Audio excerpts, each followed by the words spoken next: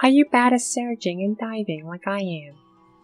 Or is your reaction time as bad as mine? Are some glimpses in the air too confusing for you to understand while panicking? Is this boss making you pull your hair? Welcome to my guide on Nakatra Hard Mode. This guide will focus primarily on the mechanics of the boss rather than your DPS. My guide would focus on this fancy Northwestern golden tile that has made this boss so much easier to deal with, especially in Phase 4. This tile allows me to not play the game of diving to safety. I would assume you are knowledgeable in your own DPS rotation and is well geared, since this is a very difficult boss that drops endgame gear. With this assumption, I would not spend too much time discussing gear, but I do recommend bringing gear that lowers her defenses. For me, I will be using ranged. If you're using range, I recommend Blackstone arrows to decrease her defense. I will also recommend wooden arrows to boost your accuracy and damage. You may also bring Desperate arrows if you're comfortable. Phase 1. Dive into this tile right away and start your damage rotation. You should see that she has an adrenaline bar. This adrenaline bar will indicate she's about to use her next mechanic attack. She will auto-attack with either magic or range attacks. Feel free to pray the appropriate prayer or just soul split. There's also a corruption stack that is identical to the one from Magister, which will increase in Phase 3 and 4. Her first mechanic attack will be the Soulfire Waves, which you can simply move out of the way and back towards it after it passes like I did here. Though, technically you can also pray magic to reduce the damage from that, but that should be your last resort.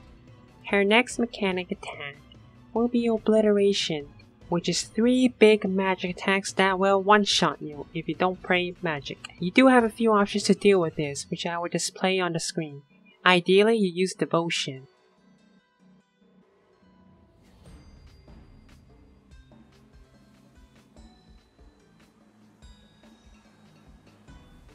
The next phase starts at 960k HP. If you don't make it to Phase 2 in time, you will have to deal with annoying scarabs that spawn. If they do spawn, you want to stun the scarabs to be able to attack them. I will start with stunning the scarab at the back first, because if you don't kill that one, it will blast you with a big hit once the bar reaches full. If you fail to kill it, you can disrupt or resonance the big hit. The scarab moving towards Nakatra will heal based on how much health it has. Let's take a step back. Before we move on to Phase 2, let's talk about what makes this tile so special. I am using Freedom Classic Camera. By being in this position and having your camera facing south, you can see both air glyphs on the west and east side. You are also in range of the annoying scarabs that spawns here, so you don't even need to move towards them. And I want you to pay close attention to the air glyphs on the east and west side specifically. These glowing glyphs determines the safe spots for the Soulfire Burst mechanic. She will start with the western tile first, and then the eastern one. As for determining the safe tiles, think of them like this. It is facing the rear. If you flip it down onto the arena like a card, that will determine the safe spot. Easy, right? Well, not if you're distracted and panicking like I always do. The spot we're standing on, usually we are safe enough to step onto these tiles easily. To make things simpler to understand, there are a few tiles displays that you should keep in mind. These glyphs in the air are not covered by this tile position, and all of them are dangerous. They do have one thing in common though. This corner spot here is safe. If you are facing the boss and you surge, you will be safe. Now just be careful about surging back if the eastern tile is also unsafe, or you have to move to the safe spot. If your health is high, getting hit once won't be the end of the world. If it helps, here's some random clips of me handling some of the glimpses displayed in the air. Feel free to use this to quiz yourself and replay them to test it. Else, you can skip to Phase 2.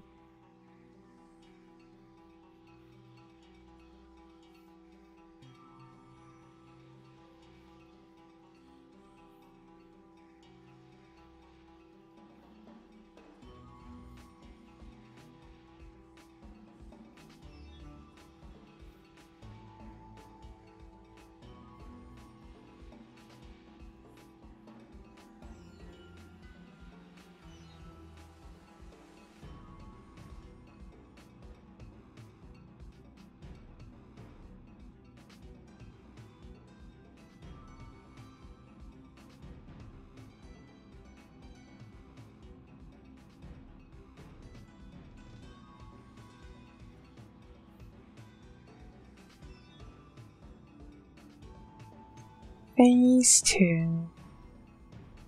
As we enter Phase 2, at 960k HP, she will immediately start a Soulfire Burst, so you want to make sure you are prepared for it as I explained in the Northwest Tile Strategy section. Once both the Western and Eastern glyphs have exploded, they will be replaced by new ones that you should study. She will now repeat the same mechanics as Phase 1, except after the Soul Wave attack, she will now use the Soulfire Burst. Scarabs will still spawn, so keep an eye on that. You want to prioritize getting the stun on the back scarab as soon as possible. The healing one can be delayed. All of this will keep repeating until Phase 3 at 480k HP. Now, if the glyphs you have in the air are the dangerous ones and you're not very comfortable with them, you can also intentionally stop doing damage to get them to change if you want. For now, let's move on to Phase 3. Phase 3. Phase 3 starting at 480k HP. There will be 2 wolves that spawn on the west and east side. If the scarabs are still alive, you will want to deal with those first. She will stop using Soulfire Bursts, but she will be constantly using Soul Wave attacks. As I have marked here, what you want to do is attack the wolves at melee range in order to deal full damage, or else you'll be doing reduced damage. I soul split here because the wolves also break your protection prayers, which I find very annoying. If you can't do enough damage, she will also uber heal them, so make sure you got your DPS ready. The wolves also boost your corruption stacks by 50. Once you kill the wolves, at this point, I also wait until she heals the other wolf before I start attacking the other wolf. If a scarab also heals her, you can attack her until she is back at 480k HP. Once both wolves are down, there is a small window of opportunity to hurt her before being sent to the Shadow Sands into the most difficult phase, Phase 4. Use this opportunity to pay attention to the new air glyph that spawns in the north, cause there's a third exploding tile now. These 2 glyphs are dangerous for the northern glyph. Phase 4. After being sent to the Shadow Sands in Phase 4, the first thing you want to do is pray to effect melee to mitigate the gorilla's pounding. Click the storm, and then pay attention to the 2 glyphs besides the avatar of Amasku. You want to try to remember these 2. Give them names, say it out loud, whatever helps you. Kill the felines, retrieve your souls within the time limit. If you don't, you will get insta-killed. For ranged users out there, I also use this time to build Deathborn Incendiary shot stacks, even attacking the gorilla if I have time.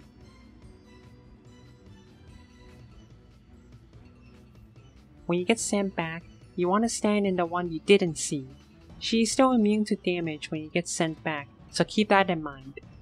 Now, this is very important.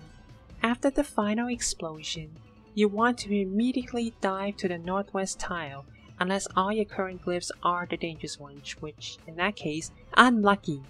Be careful not to do it too fast or you get hit like I did here. Next mechanic is the Sanctum Shockwave attack.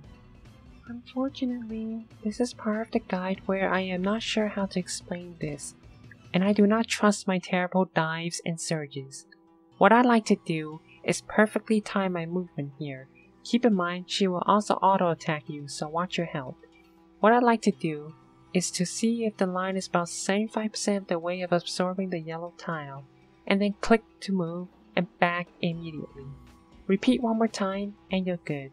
It's okay if you get hit once, your defenses will go on 6-second cooldown if it does.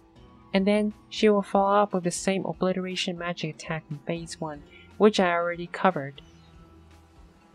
And now, you should just repeat everything you've done for the Soulfire Burst with the addition of the Northern Glyph.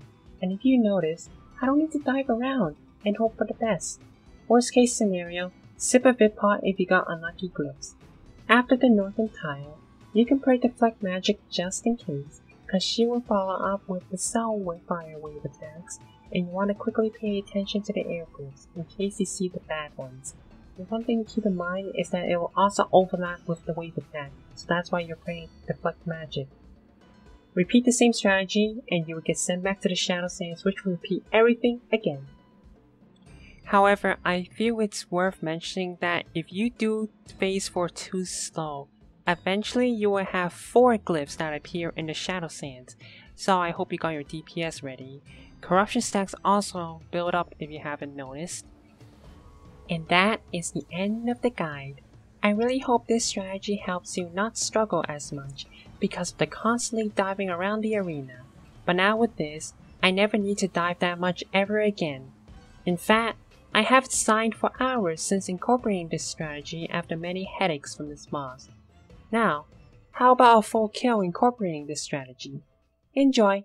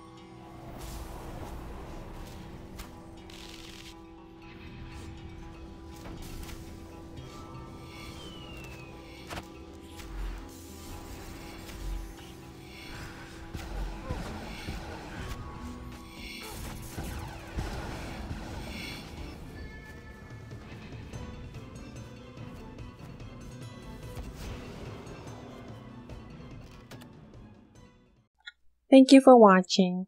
If you got any questions, feel free to ask. If this helped you, please subscribe. Thank you, and bye-bye.